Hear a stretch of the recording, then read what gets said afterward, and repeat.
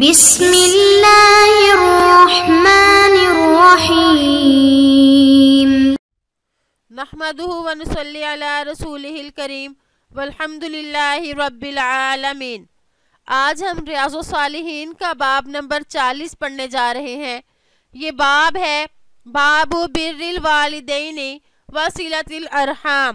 یعنی والدین کے ساتھ احسان کرنے اور رشتہ داروں کے ساتھ صلہ رحمی کرنے کا بیان۔ اس بیان میں وہ احادیث لے کر آئیں گے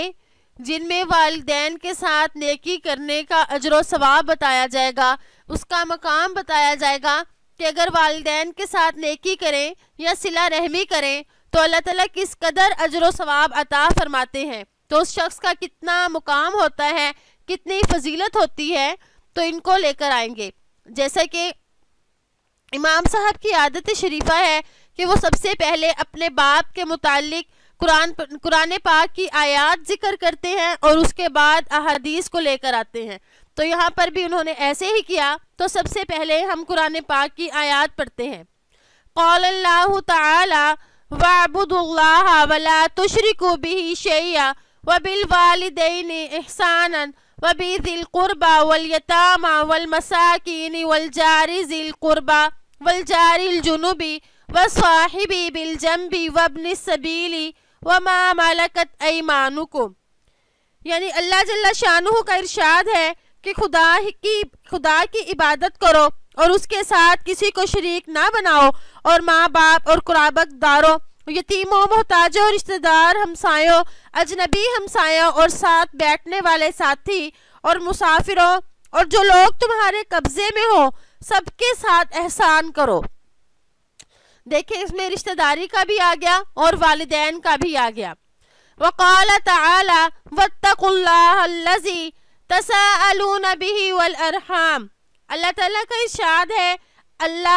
اللہ سے جس کے نام کو تم اپنی حاجت براری کا ذریعہ بناتے ہو ڈرو اور رشتہ داری کے قطع کرنے سے بچو۔ اس آیت مبارکہ میں بھی اللہ تعالیٰ نے فرمایا کہ وہ اللہ کہ جس کا واسطہ دے کر تم ایک دوسرے سے سوال کرتے ہو، اپنے حقوق طلب کرتے ہو، صلہ رحمی کا سوال کرتے ہو، تو اس میں فرمایا کہ اس اللہ سے ڈرو۔ اور اسی طرح ارحام جو ہے، ارحام کا عطف بھی اللہ پر ہے، یعنی جس طرح اللہ سے ڈرتے ہو اسی طرح رشتہ داری کے بارے میں بھی ڈرو۔ تو ارحام میں باپ کی طرف سے رشتہ داری بھی مراد ہے اور ماں کی طرف سے رشتہ داری بھی مراد ہے، یعنی اس کی نگہداشت اور حقوق کے ادائیگی میں کوتاہی سے بچو۔ وقال تعالی والذین یصلون ما امر اللہ بہ ان یوصل، یعنی اللہ تعالیٰ کا ارشاد ہے کہ اللہ تعالیٰ کا ارشاد ہے جس رشتہ داری کے جوڑ کا اللہ نے حکم دیا اس کو جوڑے رکھتے ہیں، یعنی اللہ تعالیٰ نے فرمایا کہ ہم نے جس رشتہ داری کے بارے میں فرمایا کہ اس کو جوڑنا ہے، تو ایمان والے وہ لوگ ہیں کہ اس رشتہ داری کو قائم رکھتے ہیں۔ رشتہ داری کے تعلقات قائم رکھنے اور اس کے تقاضوں پر عمل کرنے اور اللہ تعالیٰ کی طرف سے جو بھی حکم ہے اس کو پورا کرنے میں وہ دیر نہیں لگاتے۔ وقال تعالی ووصینا الانسان بوالدیہ حسنا، اللہ تعالیٰ کا ارشاد ہے کہ ہم نے انسان کو اپنے والدین کے ساتھ نیک سلوک کرنے کا حکم دیا، یعنی خیر خواہی کرنے کا، والدین کے ساتھ ہر طرح سے نیکی کرنے کا حکم دیا۔ وقال تعالی وقضى ربك الا تعبدوا الا اياه وبالوالدين احسانا اما يبلغن عندك الكبر احدهما او كلاهما فلا تقل لهما اف ولا تنهرهما وقل لهما قولا كريما۔ اللہ تعالیٰ کا ارشاد ہے حکم کر دیا تیرے رب نے کہ نہ پوجو اس کے سوا، اور ماں باپ کے ساتھ بھلائی کرو، اگر پہنچ جائیں تیرے سامنے بڑھاپے کو ایک ان میں سے یا دونوں، تو نہ کہہ ان کو اف اور نہ جھڑک ان کو، اور کہہ ان سے بات ادب کی، جھکا دے ان کے آگے کندھے عاجزی کر نیاز مندی سے، اور کہہ اے رب ان پر رحم کر جیسا کہ انہوں نے مجھ کو چھوٹا سا پالا۔ اس میں بھی والدین کے ساتھ نیک سلوک کرنے کے بارے میں ہے کہ ان کے ساتھ نیک برتاؤ کیا جائے، کوئی سختی والا لفظ نہ بولا جائے، حضرت علی رضی اللہ تعالیٰ عنہ ان آیات کے بارے میں یہ فرماتے ہیں کہ اگر بے ادبی میں اف سے کوئی چھوٹا لفظ ہوتا تو اللہ تعالیٰ اس کو ذکر فرماتے.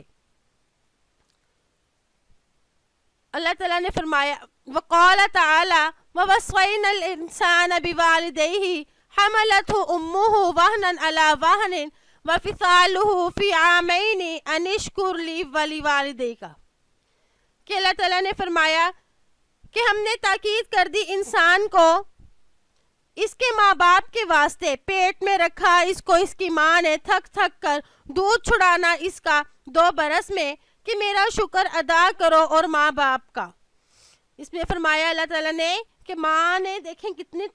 تکلیفیں برداشت کی، ایک تو اس کو پیٹ میں رکھا، پھر اس کے علاوہ اس کو دودھ چھڑایا، تو اور والدین کے ساتھ پھر اب اللہ پاک نے فرمایا کہ اتنی تکلیفیں انہوں نے تمہاری خاطر برداشت کی. تو اللہ تعالیٰ فرماتے ہیں کہ میں نے انسان کو یہ وصیت کر دی، یہ نصیحت کر دی کہ اب تم نے اپنے والدین کی ان تکلیفوں کا لحاظ کرنا ہے اور ان کے ساتھ بھلے طریقے سے رہنا ہے. وعن ابی عبد الرحمن عبداللہ بن مسعود رضی اللہ عنہ قال سألت النبی صلی اللہ علیہ وسلم أي العمل أحب إلى الله تعالى قال الصلاة على وقتها قلت ثم أي قال بر الوالدين قلت ثم أي قال الجهاد في سبيل الله متفق علیہ. حضرت عبداللہ بن مسعود رضی اللہ تعالیٰ عنہ سے روایت ہے، وہ فرماتے ہیں کہ میں نے آپ صلی اللہ علیہ وسلم سے سوال کیا کہ اللہ کو کون سا عمل زیادہ پسندیدہ ہے؟ فرمایا نماز کا اس کے وقت پر ادا کرنا. میں نے عرض کیا پھر کون سا؟ فرمایا والدین کے ساتھ نیکی کرنا. میں نے عرض کیا پھر کون سا؟ تو فرمایا اللہ کے راستے میں جہاد کرنا. دیکھیں اس میں والدین کے ساتھ نیکی کرنے کا بتایا گیا کہ انہوں نے فرمایا کہ بر الوالدین یعنی والدین کے ساتھ نیکی کرنا. والدین کے ساتھ نیکی کرنا ایسا عمل ہے کہ اگر اللہ تعالیٰ اس پر اتنا زور نہ بھی دیتا تو فطری بات تھی کہ اولاد اپنے والدین کے ساتھ نیک سلوک کرتی، لیکن اللہ جل شانہ نے والدین کے حق کا حکم یعنی ان کے ساتھ نیکی کرنے کا حکم اتنا فرمایا کہ اللہ تعالیٰ نے اپنی سب کتابوں میں تورات، زبور، انجیل اور قرآن مجید میں ان کے حق کا بار بار حکم فرمایا. تمام انبیاء اکرام جو تھے ان کے حق کے بارے میں اللہ تعالیٰ نے ان کے پاس وحی بھیجی اور تاکید فرمائی، یہاں تک کہ اپنی رضا کو والدین کی رضا کے ساتھ اللہ تعالیٰ نے وابستہ کر دیا اور ان کی ناراضگی پر اپنی ناراضگی کو مرتب فرمایا.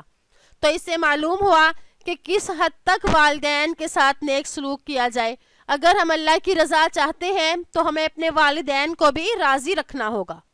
اگلی حدیث ہے وعن ابی ہریرہ رضی اللہ عنہ قال قال رسول اللہ صلی اللہ علیہ وسلم لا یجزی والد والدا الا ان یجدہ مملوکا فیشتریہ فیعتقہ. یعنی حضرت ابو ہریرہ رضی اللہ تعالیٰ عنہ روایت کرتے ہیں کہ نبی کریم صلی اللہ علیہ وسلم نے ارشاد فرمایا کوئی بیٹا اپنے والد کے حسنات کا بدلہ نہیں دے سکتا، ہاں وہ اس کو غلام پائے تو اس کو خرید کر آزاد کر دے. آپ صلی اللہ علیہ وسلم نے فرمایا کہ والد کا بدلہ کسی طرح سے نہیں دیا جا سکتا. اگر والد غلام ہے تو اس کو بیٹا خریدے اور اس کو خرید لے. تو اب اس میں یہ سوال پیدا ہوتا ہے، یہ مسئلہ نکلتا ہے، کیا بیٹا اپنے والد کو خرید کر اس کے بعد آزاد کرے گا یا جب بیٹے نے اپنے والد کو خرید لیا تو وہ تبھی آزاد ہو گیا؟ تو اس کے بارے میں 2 مذہب ہیں. پہلا مذہب اصحاب ظواہر کا ہے، ان کے نزدیک نفس خریدنے سے باپ آزاد نہیں ہوتا بلکہ بیٹے کو آزاد کرنا پڑے گا، یعنی پہلے وہ خریدے گا، اس کا مالک بنے گا، اس کے بعد پھر بیٹا اسے آزاد کرے. اور دوسرا مذہب جمہور علماء اور فقہا کا ہے، وہ یہ ہے کہ بیٹے نے باپ کو خریدا تو وہ خریدتے ہی آزاد ہو جائے گا، کیونکہ اصول اور فروع جو ہیں وہ غلام نہیں ہوتے، تو جیسے ہی اس نے خریدا وہ آزاد ہو گیا. اصحاب ظواہر جو ہیں وہ اس حدیث سے استدلال کرتے ہیں کہ آپ صلی اللہ علیہ وآلہ وسلم نے فرمایا کہ پس وہ اسے خریدے اور اسے آزاد کر دے، فیشتریہ، تو اس سے معلوم ہوا کہ خریدے گا، خریدنے کا عمل کرے گا، تب اس کے بعد پھر اس کو آزاد کرے گا۔ اور جمہور فرماتے ہیں، آپ صلی اللہ علیہ وآلہ وسلم کی ایک اور حدیث ہے، اس میں آپ نے فرمایا جو شخص اپنے ذی محرم کا مالک ہوگا تو وہ آزاد ہو جائے گا، یعنی جب اس نے ذی محرم کا مالک بنتے ہی وہ آزاد ہو گیا، کیونکہ وہ اس کو اپنے رحم والے رشتے کو یعنی اپنے اصول اور فروع کو اپنا غلام نہیں بنا سکتا۔ تو ہم اب اہل ظواہر کو یہ جواب دیتے ہیں، اس میں خاص سبب کے لیے ہے۔ اس حدیث کا ترجمہ یہ ہوا کہ بیٹا باپ کو کسی کے پاس غلام پائے تو اس کو آزاد کرنے کے لیے خریدے، یعنی اس نے آزاد تو ہو ہی جانا ہے، تو اس کا مطلب ہوا کہ خریدنے کے بعد بیٹے کو یہ کہنے کی ضرورت نہیں ہوگی کہ میں نے تجھے آزاد کیا، بلکہ وہ محض بیٹے کے خرید لینے سے ہی آزاد ہو جائے گا۔ تو اس حدیث مبارکہ میں بھی والدین کے ساتھ نیکی کرنے کے بارے میں بتایا گیا۔ وَأَنْهُ أَيْضًا رضی اللہ عنہ ان رسول اللہ صلی اللہ علیہ وسلم قال من كان يؤمن بالله واليوم الآخر فليكرم ضيفه ومن كان يؤمن بالله واليوم الآخر فليصل رحمه ومن كان يؤمن بالله واليوم الآخر فليقل خيرا أو ليصمت، متفق علیہ۔ انہی سے روایت ہے، یعنی حضرت ابو ہریرہ رضی اللہ تعالیٰ عنہ سے روایت ہے کہ نبی کریم صلی اللہ علیہ وسلم نے ارشاد فرمایا جو شخص اللہ اور آخرت کے دن پر ایمان رکھتا ہو وہ اپنے مہمان کا اکرام کرے، جو شخص اللہ اور آخرت کے دن پر ایمان رکھتا ہو وہ صلہ رحمی اختیار کرے، جو شخص اللہ اور آخرت کے دن کو تسلیم کرتا ہو وہ بھلائی کی بات کہے یا خاموش رہے۔ یہ حدیث پہلے بھی گزر چکی ہے، تو اس حدیث سے یہ معلوم ہوا کہ اس میں 3 باتوں کو پورا کرنے کا فرمایا گیا، یعنی 3 باتوں کی اہمیت بیان کی جا رہی ہے۔ تو اس میں پہلی بات مہمانوں کا اکرام کرنا، کہ ان کو اللہ کی طرف سے بھیجا ہوا سمجھنا اور ان کو اپنے لیے باعث رحمت سمجھنا ہے، اور دوسرا رشتہ داروں کے ساتھ حسن سلوک کرنا، خواہ وہ قرابت دار قطع تعلق بھی کریں تب بھی ان کے ساتھ تعلق کو جوڑے، اسی کا نام صلہ رحمی ہے، اور یہ رشتہ دار خواہ ننہال کی طرف سے ہوں یا ددھیال کی طرف سے۔ تیسری بات حدیث میں یہ بیان کی گئی کہ آدمی خیر کی بات کہے، اور دوسری روایت میں یہ بھی آتا ہے کہ اسلام کی خوبی میں سے یہ ہے کہ آدمی فضول باتوں کو چھوڑ دے۔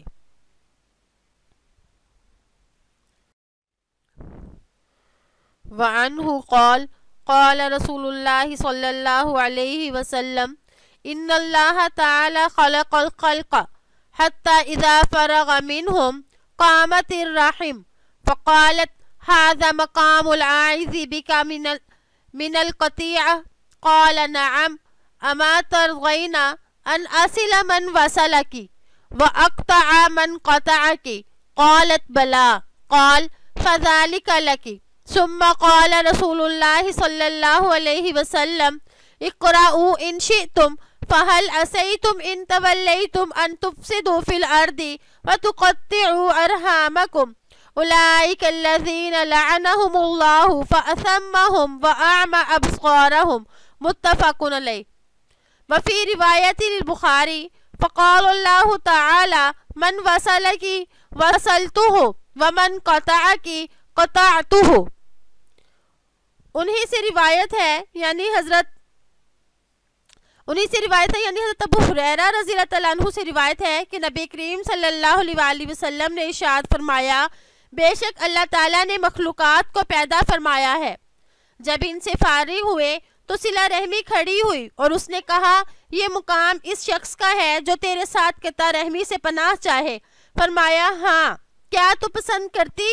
کہ میں اس شخص کے ساتھ انصاف کروں گا جو تجھے قائم رکھے گا،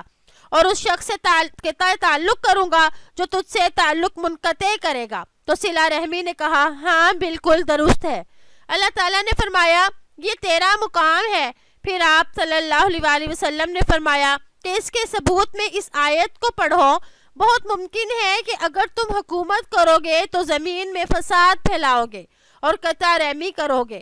یہی وہ لوگ ہیں جن پر اللہ نے لعنت کی ہے تو ان کو بہرا اور اندھا کر دیا۔ بخاری کی روایت میں ہے، جس نے تجھے قائم رکھا اس کے ساتھ میں ملوں گا، اور جس نے تجھے قطع کیا تو میں اس سے قطع ہو جاؤں گا، یعنی اس سے نظر رحمت پھیر دوں گا۔ تو جو اس میں آیت بیان فرمائی گئی تو اس کا ترجمہ یہ ہے کہ اے منافقو، تم سے عجب نہیں کہ اگر تم حاکم ہو جاؤ اور علاقے میں خرابی کرنے لگو، اپنے رشتہ داروں کو توڑ ڈالو۔ یہی لوگ ہیں جن پر اللہ نے لعنت کی ہے، ان کے کانوں کو بہرا، ان کی آنکھوں کو اندھا کر دیا۔ بخاری کی ایک روایت میں اللہ تعالیٰ نے فرمایا، جو تجھے ثابت رکھے گا میں اس کو ملاؤں گا، جو تجھ سے قطع تعلق کرے گا میں اس سے قطع تعلق کروں گا۔ تو اس بنا پر علماء فرماتے ہیں کہ اس حدیث بالا کا مطلب یہ ہوا کہ قطع رحمی یعنی رشتہ داروں کے حقوق کی ادائیگی سے انکار اور ان کے ساتھ تعلق برقرار رکھنے سے اعراض کرنا اللہ جل شانہ کی ناراضگی اور اس کے غضب کا باعث ہے۔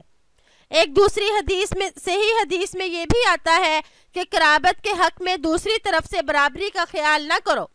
اگر دوسرا بھائی قطع تعلق اور غلط سلوک بھی کرے تب بھی تمہیں حسن معاملہ، اس کے ساتھ حسن سلوک ہی کا معاملہ رکھنا چاہیے۔ اسی بنا پر حضرت عمر رضی اللہ تعالیٰ عنہ نے ام الولد یعنی وہ باندی جس سے آقا کی اولاد ہو، اس کے فروخت کرنے کو حرام قرار دیا، کیونکہ جب اس کو فروخت کر دیا تو اس میں اور اس کی اولاد میں قطع رحمی ہو جائے گی جو موجب لعنت ہے۔ تو جہاں بھی قطع رحمی ہو وہ موجب لعنت ہے۔ تو اللہ تعالیٰ سے دعا ہے کہ ہمیں اللہ تعالیٰ صلہ رحمی کرنے والا بنائے، نہ کہ قطع رحمی کرنے والا۔ ہم نے کتنی احادیث میں یہ سنا کہ صلہ رحمی کرنا جو ہے کس قدر اجر و ثواب والا ہے، اور اگر اس کو توڑ دیا جائے گا تو کس قدر عذاب ہے۔